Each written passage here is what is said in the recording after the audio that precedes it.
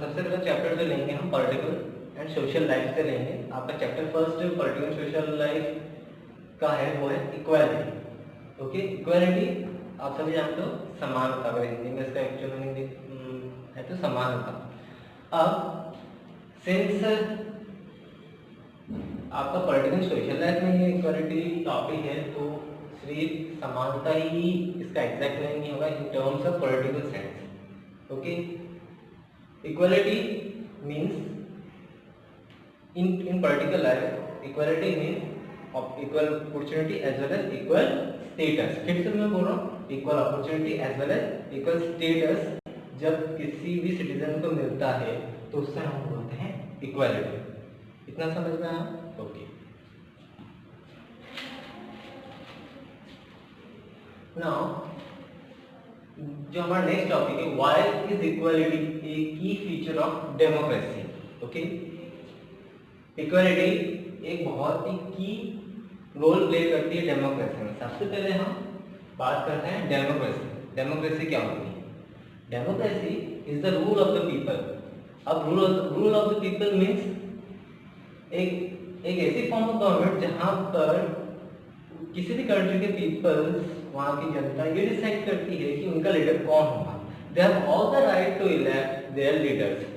जब भी वहाँ पे इलेक्शंस कंडक्ट होते हैं, हमारे यहाँ भी हर 5 साल में इलेक्शन कंडक्ट होते हैं, और आपने देखा होगा अपने पेरेंट्स को, वो जाते हैं और अपना वोट कास्ट करके आते हैं, और जिस भी लीडर को सबसे ज़्यादा वोट मिलते हैं वो एक्चुअल में हमारा लीडर कहलाता है।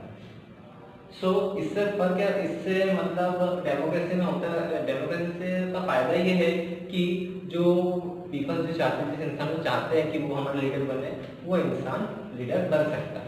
So what is democracy? I am again repeating, rule of the people. अब व्हाट इज द रूल, जो नेक्स्ट टॉपिक है, what is the rule of universal adult franchising. तो आपने अभी थोड़े दिन पहले आपने जब हमारे अभी 2019 में इलेक्शंस हुए थे, आपने अपने पेरेंट्स को देखा भी होगा कि वो इलेक्शंस देने का अपना वोट कास्ट करके आए होंगे। तो वोट कास्ट करने की इंडिया में एक पर्टिकुलर एज है। अब पर्टिकुलर एज यानी कि अगर इंडिया में कोई भी इंसान, अगर उसकी एज 18 या 18 से अबव है, तो वो उसके पास पूरा राइट है, वो अपना वोट कास्ट करके आ सकता है। अब यहाँ पे हमारा टॉपिक करता है जो मेन है कि व्हाट, अब हमारे जो नेक्स्ट जो आपके माइंड में चीज चल रही है कि क्या होती है universal adult franchise. Universal adult franchise ये बोलती है कि any people who has an age of 18 और above, irrespective of caste, gender, community, religion, irrespective of caste, gender, religion, वो वोट कास्ट करके आ सकता है। इसका मतलब ये होता है कि अगर आप 18 साल के हो, आप लड़की हो लड़का हो, आप किसी भी कास्ट हो, अपर कास्ट, लोअर कास्ट, आप किसी भी रिलीजन के, आप वहाँ आप वोट करने जा सकते हो। No one has the right to stop you to cast your vote. तो समझ में आया what is universal adult franchising? Any person irrespective of his caste, gender,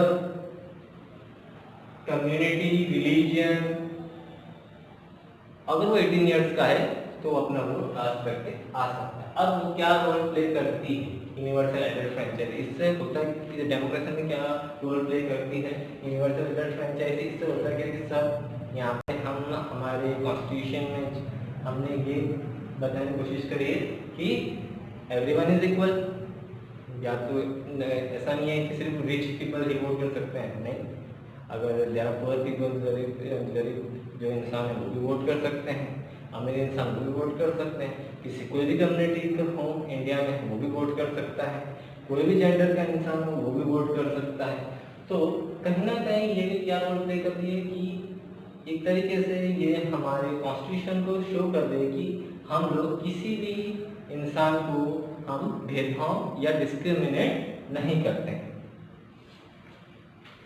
अब एक और इसका फायदा ये होता है कि कहीं ना कहीं इंश्योरिटी मिल जाती है कि इंडिया में जहाँ जितने भी इंसान हैं, जो कि 18 ईयर्स से अबव है, उनके पास पूरा हक है अपना लीडर इलेक्ट करने का।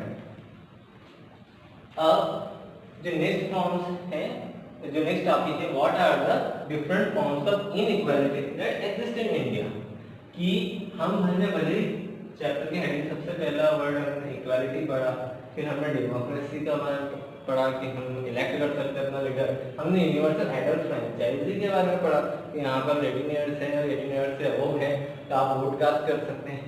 इसके बावजूद भी स्टिल कुछ सेक्शंस ऐसे हैं जहाँ पर कुछ सम सेक्शंस ऑफ द पीपल को इनइक्वालिटी फेस करनी पड़ती है। तो वही हम इस टॉपिक में पढ़ेंगे कि इतने सारे इतनी मतलब एक तरीके से आपको वोट कास्ट करने के लिए मिल रहा है, आपको इक्वल स्टेटस मिल रहा है, उसके बाद भी आपको इनइक्वालिटी या कुछ सेक्शन सोसाइटी को स्टिल कुछ सेक्शन ऑफ सोसाइटी को स्टिल उनको इनइक्वालिटी उनके साथ होती है। अब भले हमें एक पूरा वोट करने के लिए हमें सबको वोट करने के लिए मिलता है, पर उसके बावजूद भी आप ये देखते हो कि देयर आर बहुत सारे डिस्क्रिमिनेशंस होते हैं on the basis of caste, on the basis of gender also, on the basis of religion, community. हर जगह कहीं ना कहीं community still exist in India. अब अगर जेंडर का ही छोटा सा एग्जाम्पल ले लो, आप सब क्लासेस मेरी ऑनलाइन आप ले रहे हो और आप स्कूल भी आते थे तो उसमें आप बॉयज एंड गर्ल्स दोनों ही आते हैं। बॉयज तो एजुकेशन लेते ही हैं, पर साथ ही साथ गर्ल्स भी आ रही हैं। तो आप सब बहुत लकी हो कि आप लोग एजुकेशन आपको के घर वाले प्रोवाइड कर रहे हैं। But there are some section of society जहाँ पर कुछ लड़कियों को ऐसी अपॉर्चुनिटी नहीं मिलती जैसी आप लोगों को मिल रही है। सेम चीज़ जो होती है वो कहीं जॉब बेसिस पे भी होती है on the basis of gender, कि ये फीमेल कैंडिडेट है तो मे बी ये कर पाए नहीं कर पाए। एजुकेशन में तो होता ही है डिस्क्रिमिनेशन।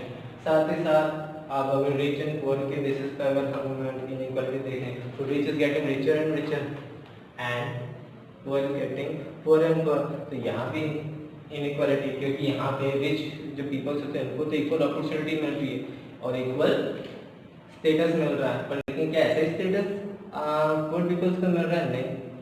उनको अच्छी एजुकेशन मिल रही है, पर लेकिन ऐसी बहुत सारी जगहें हैं जहाँ पर उनको प्रॉपर एजुकेशन नहीं मिल रहा, प्रॉपर फूड नहीं मिल रहा। तो ये एक टाइप की इनइक्वालिटी है कि उनको ये इक्वल स्टेटस नहीं मिल रहा है।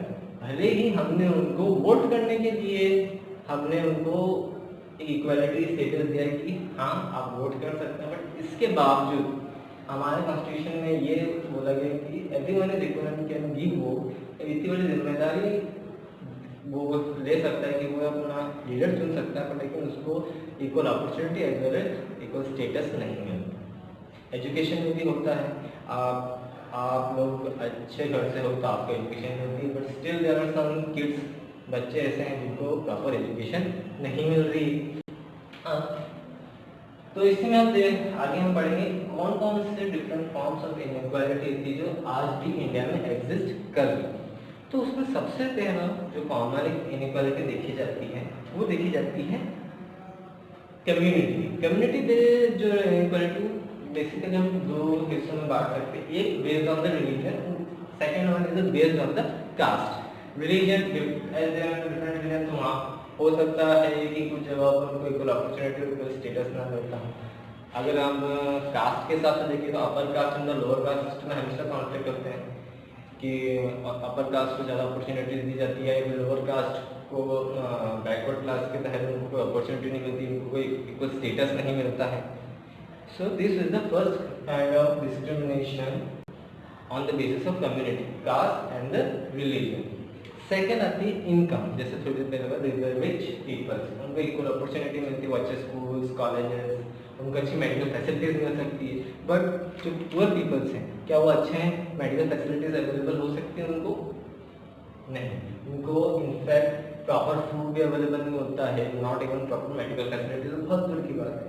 तो ये टाइप की inequality on the basis of income. Third, physical appearance. There are some places where someone is judged by their physical appearance in the इसका स्किन का कलर फेयर है, इसका स्किन का कलर फेयर नहीं है, इसके बेसिस पे बहुत ज़्यादा डिस्क्रिमिनेशंस होते हैं। आजकल एडवर्टीजमेंट में बनते हैं कि जिसकी स्किन फेयर है तो वो कामयाब हो सकता है, जिसकी स्किन फेयर नहीं है तो वो कामयाब नहीं हो सकता है, या फिर वो जिसकी स्किन फेयर नहीं है वो अगली है। तो एक टाइप का डिस्क्रिमिनेशन है, ये एक टाइप की इनइक्वालिटी जो एग्जिस्ट करती है इंडिया में। थर्ड है on the basis of gender, क्योंकि थोड़ी देर पहले बता चुका हूँ कि जेंडर की बेसिस पे इसे डिस्क्रिमिनेशन होता है। कहीं जगह हमको एजुकेशन प्रॉपर नहीं मिलती है, लड़कियों को लड़कों को तो मिलती है पर लड़कियों को नहीं मिलती है। आप सब बहुत लड़की जो आपको एजुकेशन मिलती है, ऐसी बहुत से सेक्शन ऑफ सोसाइटी ऐसी है जहाँ पे लड़कियों को पढ़ने नहीं दिया जाता, आगे जॉब करने नहीं दिया जाता है। So this is the type of inequality, this are the major types of inequality that exist in India. आज के लिए इतना ही।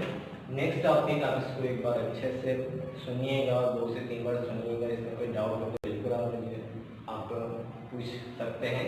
साथ ही साथ नेक्स्ट क्लास में जब हम आएंगे तो आपने ये समझ लिया इक्वालिटी क्या, डेमोक्रेसी क्या भी और इनइक्वालिटी कैसे एग्जिस्ट कर रही है। तो इसके लिए गवर्नमेंट ने कौन से स्टेप्स उठाए हैं जिससे कि ये इनइक्वालिटी जो हो रही है उसको कम कैसे कर सके, मिनिमाइज कैसे कर सके।